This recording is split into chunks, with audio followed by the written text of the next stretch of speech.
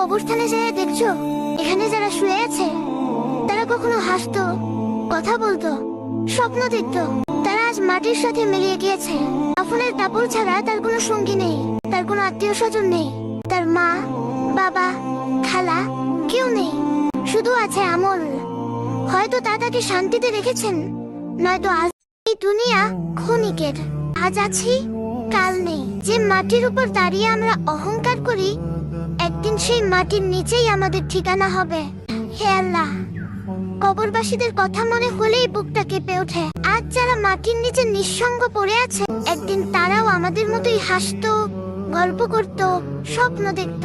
আজ তাদের চোখ নেই কিন্তু হিসাব চলছে, তাদের জিহ্বা নেই কিন্তু প্রশ্ন থামেনি। হে আমার রব, আমরা কি তাদের মতোই প্রস্তুত, নাকি এখনো দুনিয়ার মায়ায় অন্ধ হয়ে আছে? আল্লাহ, যখন কবরের অন্ধকারে আমাদের রাখা হবে, কেউ থাকবে না পাশে, না বন্ধু, না পরিবার, না প্রিয় মানুষ, শুধু আমাদের আমলই তখন সঙ্গী হবে।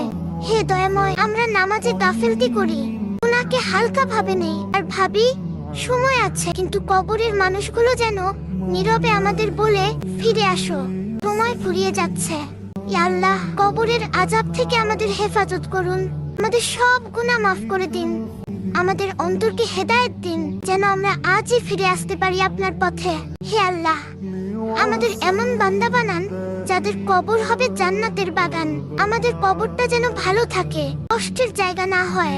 আমিন। দুনিয়ায় মানুষ খালি হাতে আসে, তারপর দুনিয়ার সবকিছু পেতে চায়, যতই পায় ততই কম পড়ে যায়, ভাগ্যের প্রতি অভিযোগ জন্মায়। আমার কেন এটা নাই সেটা নাই, আজীবন আফসোস করে যায়, তারপর একদিন সবকিছু ছেড়ে খালি হাতে দুনিয়া থেকে চলে যায়। জীবন খুব অদ্ভুত, তাই না? মরে গেলে সবাই কাঁদে, আর বেঁচে থাকতে সবাই কাঁদায়। সত্যিই খুব অদ্ভুত। সেজন্যই তো রব বলে, তুই যে অহংকার করিস, তোর আছে কি বান্দা? তোর সম্পদ আমি রবের দান, তোর জ্ঞান আমি রবের দান, তোর সৌন্দর্য আমি রবের দান, তোর সন্তান আমি রবের দান, তোর মা বাবা আমি রবের দান। বান্দারে, তোর সারা শরীরে যা আছে দেহ সবই তো আমি রবের দান, তোর জানটাও তো আমি রবের দান। অহংকার করা যাবে না, বলেন সুবহানাল্লাহ। এবার বুঝতে পেরেছেন কেন অহংকার পতনের মূল? অহংকারকে পতনের মূল কেন বলা হয়? এই একটাই কারণে। রব বলে যে তুই যদি কামাস তুই অহংকার কর। এবার বান্দা বলে যে আল্লাহ আমি কামাইছি তো। রব বলে যে কেমনে কামাইছস? আল্লাহ আমি ওই 12 ঘন্টা অন ডিউটি করছি, 6 ঘন্টা ওভার টাইম করছি, আমি করছি।